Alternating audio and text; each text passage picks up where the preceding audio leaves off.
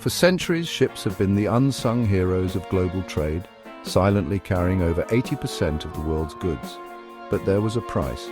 These steel giants burned heavy fuel oil, a cheap but dirty fuel that emitted harmful gases like carbon dioxide, sulfur oxides, and nitrogen oxides. Environmentalists rang alarm bells, warning that if the shipping industry were a country, it would be the sixth largest emitter of greenhouse gases. But the industry was slow to respond, until mounting global pressure forced change.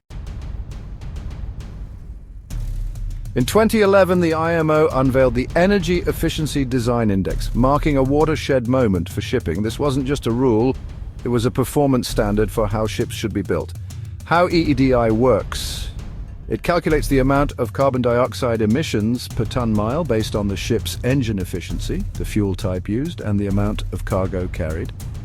Ships had to meet minimum thresholds, which tightened every 5 years, encouraging continuous innovation. Impact of Eedi. Shipbuilders began incorporating better hull designs, dual fuel engines, and energy-saving technologies like air lubrication systems. Clean fuels like LNG or liquefied natural gas gained traction. Historical significance: the EEDI applied only to ships built after 2013, ensuring new ships were future-proof but leaving older vessels untouched. This gap would need addressing later.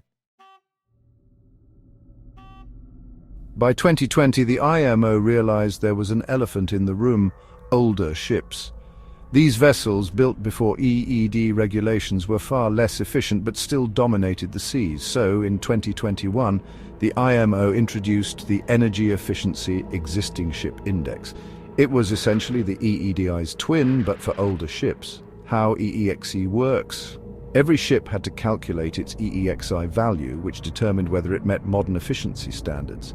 If it didn't, the ship owner had to retrofit the ship with energy-saving devices like propeller fins or hull modifications, or implement engine power limitation, which reduced the ship's top speed to save fuel.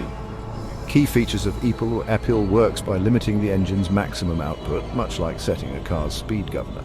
While cost-effective, it required careful planning, as reduced power could affect schedules and competitiveness.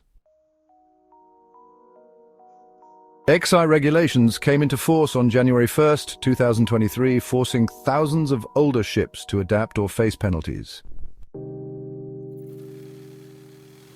With Eedi and Eexi addressing design efficiency, the IMO turned its gaze to operational efficiency, how ships performed in real-world conditions. Thus, the Carbon Intensity Indicator, or CII, was introduced in 2023. What CII measures? CII calculates a ship's annual operational carbon emissions per ton-mile, combining fuel type and consumption, distance traveled, and cargo carried. The rating system: ships are graded annually: A for excellent, leading in efficiency; B for good, above industry average; C for moderate, meeting baseline requirements; D for below average; and E for poor, which require corrective action. If a ship gets a D for 3 years or an E for 1 year, the owner must submit an improvement plan. How ships improve their CII rating: slower speeds, known as slow steaming, to save fuel; switching to cleaner fuels like biofuels or methanol; and optimizing voyage planning to avoid delays and detours. Impact of CII: for the first time, ships couldn't rely solely on their design. They had to prove their efficiency year after year. This added pressure to operate smarter and greener. With Eedi, Eexi, EPI, and CII in place, the maritime industry was charting a course towards sustainability. But these measures are just the start. IMO's long-term vision: by 2030, reduce CO2 emissions by 40% per ton-mile compared to 2008. By 2050, achieve a 70% reduction and possibly net zero emissions.